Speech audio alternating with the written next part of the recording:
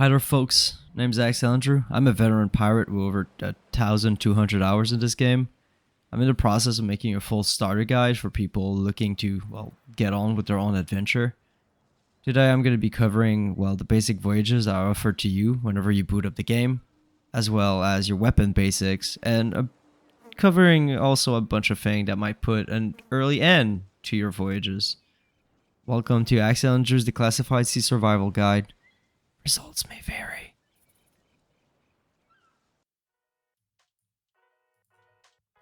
So, whenever you get past the title screen, you're going to be faced with three windows. You got the Sea of Thieves news to the left, the Pirate Emporium to the right. It's the premium currency store. We're gonna go ahead and press play. Then you're faced with the Maiden's Voyage, Pirate's Life, and Adventure. Maiden's Voyage is a tutorial we covered. Pirate's Life is a PvE adventure with Jack Sparrow. If you want to play PvE and not be bothered by other player, that's like your best bet. In our case, we're going to be focusing on adventure. Once you've selected that, you're going to be asked to select your ship. Now keep in mind, you cannot switch ship mid-session. We're going to be focusing on the sloop today. You also got a choice for a brigantine or a galleon. The brigantine is a mid-sized ship, and it's a lot more enjoyable if you play with multiple people. In our case, I'm always on it, but I also have a regular crew to play with. And last and certainly least is the galleon. The galleon is by far the biggest ship available to us right now, and I would certainly avoid that as a new player. It requires way too much organization, and chances are you're going to be matched with random at first, so overall it would lead to a way worse experience. So yeah, again, we're going to go ahead and select the sloop.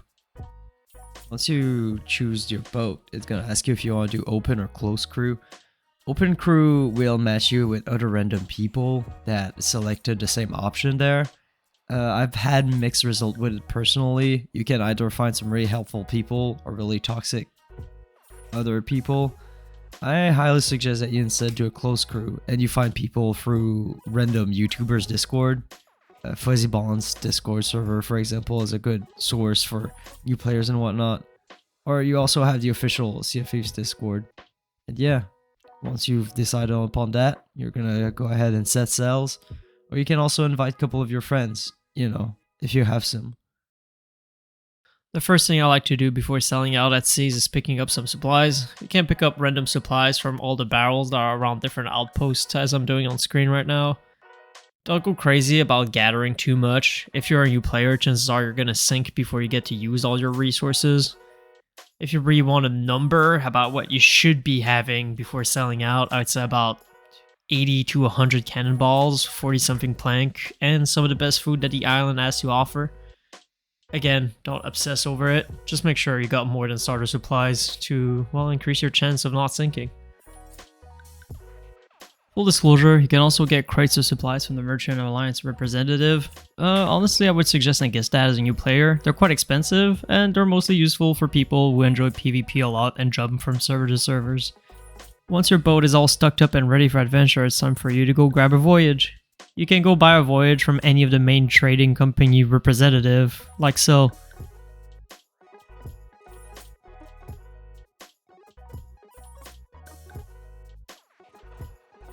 Once you got your voyage, just bring it back to your quest table on your boat and vote for it. If you have other crew member, you're going to have them vote for it too, until you have majority vote. If you don't want to go through the hassle of proposing a quest and voting for it, you can always go into the option and turn on the option to vote instantly on the voyages that you propose. Now that you know how to buy and start voyages, I'm gonna go over the 5 basic voyages that are available to you once you start playing the game. Those being treasure hunts, X marks the spots, cargo runs, trade good commissions, and bounty hunt. Once you voted for your voyage, a quest is going to appear in your quest wheel. You can bring up the quest wheel by bringing up your item wheel and then pressing the prompt in the middle of it that says quest. For treasure hunt, it's pretty easy. Bring up your quest wheel, select a piece of paper, and read the first line. The first line should tell you which island you gotta go to in order to find your piece of treasure. Once you set foot on the island, the rest of the text is going to reveal itself. Follow the clues and try to decipher them the best you can until you get that piece of treasure. The last line is going to tell you to take a couple of steps in a certain direction. Just bring out your compass, hold the firing button, and then your character is going to walk way slower, allowing you to count your step. When it comes to X marks the spot, it's even easier. You're going to get the same piece of paper in your questline, except this time around is going to be a picture of an island that you have to dig onto. Find the island, get to it, and just cross-examine it to see exactly where you have to dig up. Next up on the list are cargo runs. Cargo runs are basically the Sea of Thieves equivalent of becoming an Amazon delivery drivers. Once you vote for the quest, you're going to get a piece of paper that tells you to pick up cargo from a certain NPC. Once you got the cargo on your boat, read the notes on it and deliver to, well, the NPC of another island. And, well, once you give them the packages, you're going to get your money. Keep in mind that once the cargo is on your boat, the voyage is considered completed. So you can stack multiple of those as well as do other things while you do the delivery, as long as it's on time and that the packages are not too damaged. The next voyage offered to you as a new player from the Merchant Alliance are called Trade Good Commissions. Trade Good Commission will also have you deliver certain items at a certain time at a certain place, but you'll kind of have to go ahead and find them yourselves.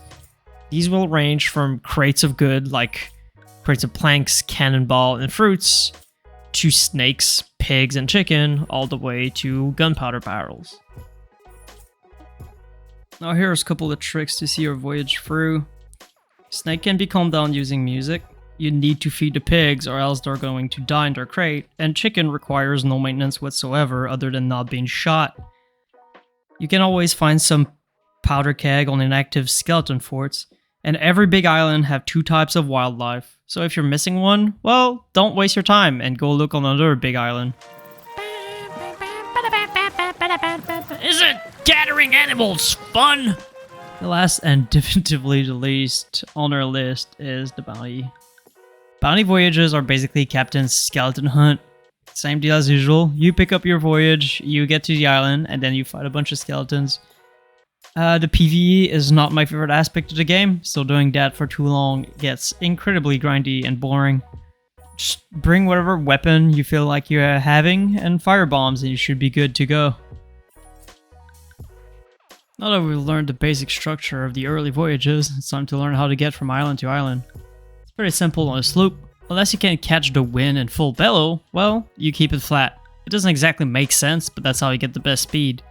As for the bigger ship, well, you try to catch the wind as much as possible. And yeah, that's really all there is to it. No need to overcomplicate it. Now let's talk combat. There's 4 different weapons that you can use in the Sea of Thieves. Those being the Cutlass, the Flintlock, the Blunderbuss, and the Eye of Reach. We're gonna go over the damage they do as well as all their weird quirks in a moment. Starting with the Cutlass. The Cutlass' main job obviously is to slice and dice. By pressing the fire button, you can go ahead and do a free hit combo for 25 damage a slash or 75 damage for the whole combo. By holding the aim down sight button, you can block with your sword. You can obviously use that to block damage from other sword users. Another thing that you can do while blocking is called the sword hop. If you're holding a block and you move around and press space, you're going to do a little sword hop which allows you to stay mobile while still guarding. Another thing that you can do is holding the fire button in order to queue up what we call a sword lunge. It deals 60 damage but it kind of holds you in place. Now if you want to get rid of the whole standing in place thing, well, you can just hold block and then queue up a sword lunge. Not only are you going to move faster, you can also jump at the end of your lunge in order to cover a great distance, like I'm showing on screen right now. Next up is the pistol. The pistol deals 55 damage and reloads in 2.33 seconds, making it the fastest reload. It also has a pretty decent hipfire accuracy. It doesn't deal the most damage, but you can fire 2 shots faster than a player can eat some food, so usually it's my go-to. Next up is the Blunderbuss. The Blunderbuss deals a total of 100 damage, or 10 damage per pellets, and reloads in 2.71 seconds. It's the only other way to one-shot a player other than firing a cannonball directly at them, which is pretty neat. If you want to reduce the spread on it, you gotta aim down sight because of pirate magic. And yeah, don't even try to snipe people from far away with it. It's basically useless beyond 2 feet. The last one on the list is the Eye of Reach. It deals 70 damage per shot and reloads in 3.11 seconds. It basically performs like a sniper rifle. You gotta aim down sight if you want to land your shot. You aim with a cracked glass in the scope, and every different Eye of Reach skin have the same cracked glass. You can try to hit your shot while being no scope, but as you're seeing on screen, it's not likely to happen. Now that you know how to sail around the seas and use your weapon, it's time to teach you how to use them. There's a few emergent threats around the seas that will prevent you from seeing your voyage to completion. Those being Skeleton Ship, Megalodon, the Kraken, as well as, well, other players who have different thing in mind than grinding some gold. The first thing we're going to talk about is Skeleton Ship. They tend to either roam the seas, as you can see in this clip, or they're going to spawn on you. If you're minding your own business and you suddenly hear battle music, chances are a Skeleton Ship is going to spawn from down below. You take them out by firing cannonball at their lower deck for a bit, and you can lower the damage you're going to take from those by letting their top deck on fire, killing the skeleton on board. If you want to slow them down, don't fire chain shot at them. Chain shot don't exactly work on their mast, and yeah, that's about it for skelly ships. Next up, they're going to be Megalodon. Megalodon are not that much of a threat, they're just big shark. If they spawn on you while you're busy doing something else, chances are you can just sail away because their hunting range is really low. If you really want to fight them because you're not busy doing something else, feel free to do so. All you gotta do is drop your anchor down, load up the cannon, and start shooting. I usually use the Eye of Reach to fight those bad boy, and yeah, they give pretty decent loot for a minimal amount of effort. And on top of it, if you want to prevent them from biting your ship, you can just put 2 cannonball into their mouth during their attack animation, like we just showed on screen, and yeah, it will prevent them from biting. Last one on this list is the Kraken. Kraken's a bit more dangerous and a lot rarer than the 2 guys before him. Whenever it's going to spawn on your boat, you're going to see a big black circle of ink and the tentacle are going to surface. It slows down your ship drastically, and it's very hard to get away from it, so I suggest fighting him. Just like the other 2, just keep shooting at it and you're going to be fine. The only 2 things you have to watch out for is that sometimes it's going to try to suck you up in one of its tentacle. To avoid getting sucked up, all you have to do is hide below deck. And the other thing you have to watch out for is when it wraps a tentacle around your boat.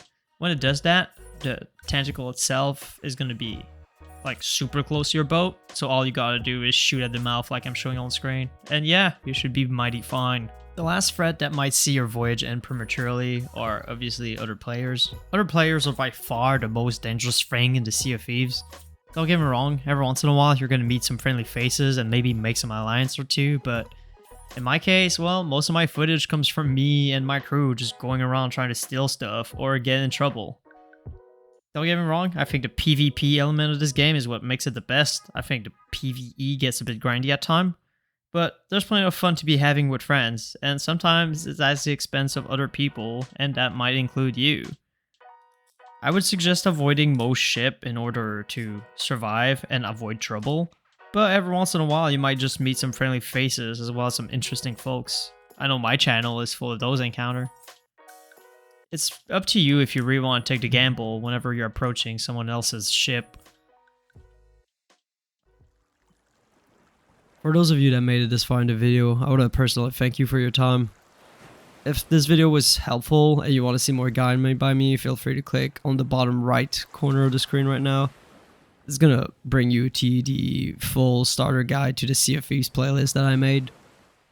If you want to subscribe to my channel and help me out, feel free to do so, as that's the only way to support me right now. And if you'd like to see what I usually upload, at the bottom left of the screen you got my last upload.